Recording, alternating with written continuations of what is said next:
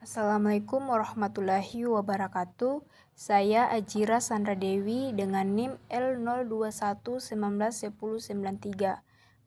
Pada kesempatan kali ini saya akan mempresentasikan mengenai kerangka acuan AMDAL analisis dampak lingkungan kegiatan proyek pembangunan jalan tol Pemalang Batang, Jawa Tengah oleh Inas Novikasari dan Wasis Pemudi Prakarsa. Teknik Perencanaan Jalan dan Jembatan, jurusan Teknik Sipil Politeknik Negeri Jakarta pada tahun 2018. Adapun jenis proyek dari kerangka kerja AMDAL yaitu mengenai pembangunan jalan tol Pemalang Batang, Jawa Tengah, di mana jalan tol Pemalang Batang merupakan salah satu upaya penyediaan sistem jaringan transportasi jalan raya yang dapat memberikan pelayanan tinggi untuk kelancaran transportasi.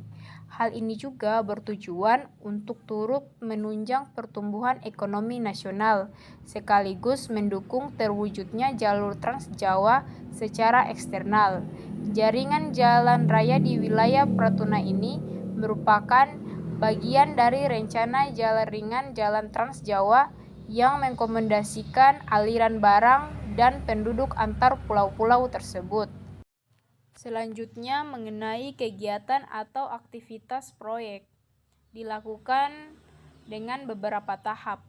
Tahap yang pertama mengenai tahap prakonstruksi meliputi dua kegiatan. Yang pertama survei, yang kedua pembebasan lahan. Selanjutnya tahap yang kedua yaitu tahap konstruksi meliputi 4 kegiatan. Yang pertama mobilisasi dan demobilisasi tenaga kerja. Yang kedua pengangkutan material konstruksi. Yang ketiga pekerjaan pekerasaan. Dan yang keempat yaitu pekerjaan simpang susun. Kemudian tahap yang ketiga yaitu tahap operasi atau pasca konstruksi meliputi 2 kegiatan. Yang pertama pengoperasian jalan dan yang kedua yaitu pemeliharaan jalan. Selanjutnya mengenai komponen lingkungan yang berdampak. Ada beberapa komponen lingkungan yang berdampak, diantaranya pada saat survei untuk keperluan perencanaan teknis dan survei investasi untuk keperluan pengadaan tanah akan menimbulkan persepsi masyarakat baik positif dan negatif terhadap rencana pembangunan jalan tol. Pada akhirnya akan menimbulkan keresahan masyarakat yang akan mengganggu pelaksanaan selanjutnya kegiatan pembangunan jalan tol. Kemudian yang kedua, tanah yang akan dibebaskan adalah tanah masyarakat, swasta, dan pemerintah. Hal ini akan menimbulkan keresahan terhadap masa depan keluarga akibat kehilangan sumber mata pencarian dan pendapatan, yang kemudian memuncak menjadi konflik sosial akibat ketidakpuasan terhadap ganti rugi yang diterima pada saat pembebasan lahan.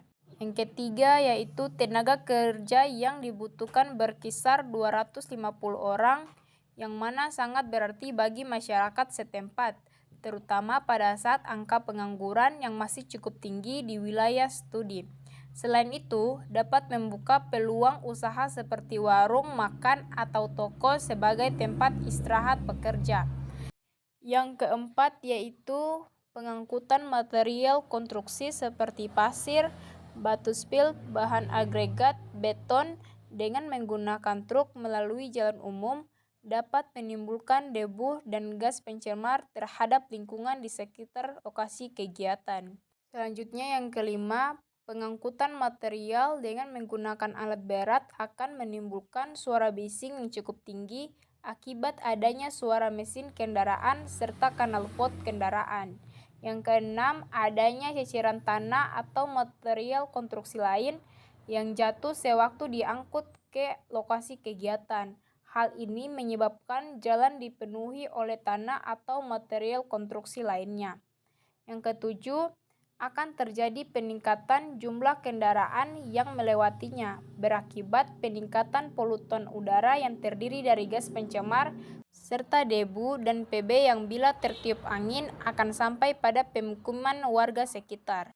Dan yang kedelapan yaitu tingkat pelayanan pada jalan akan mengalami penurunan terutama akibat kendaraan proyek yang parkir di jalur jalan atau menggunakan sebagian tempat keluar masuk kendaraan proyek, sehingga kondisi lalu lintas yang melalui ruas jalan raya Pemalang Batang akan terganggu atau makin macet. Adapun batas studi AMDAL mengenai pembangunan jalan tol Pemalang Batang, Jawa Tengah, yang pertama batas proyek, yaitu lingkup di mana kegiatan proyek akan dilaksanakan baik pada saat prakonstruksi, konstruksi, maupun pasca konstruksi.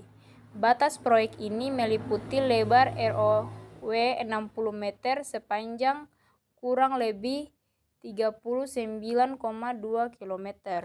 Yang kedua, batas ekologis ditetapkan berdasarkan persebaran dampak melalui media udara dan kebisingan, yaitu 200 meter kiri dan kanan jalan, serta air di sekitar lokasi dalam radius 500 meter.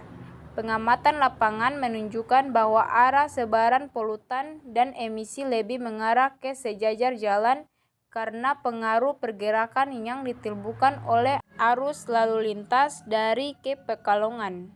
Yang ketiga yaitu batas sosial, merupakan ruang di sekitar tempat kegiatan di mana berlangsungnya interaksi sosial, ekonomi, dan budaya sesuai dinamika kelompok masyarakat yang diperkirakan akan mengalami perubahan mendasar karena kegiatan pembangunan jalan tol Pemalang Batang. Yang keempat yaitu batas administrasi, mana merupakan ruang di mana masyarakat secara leluasa melakukan kegiatan sosial, ekonomi, dan sosial budaya sesuai dengan peraturan perundang-undangan yang berlaku di dalam ruang tersebut. Dalam hal ini, batas administrasi meliputi Kabupaten Pemalang, Kabupaten Pekalongan, Kota Pekalongan, dan Kabupaten Batang.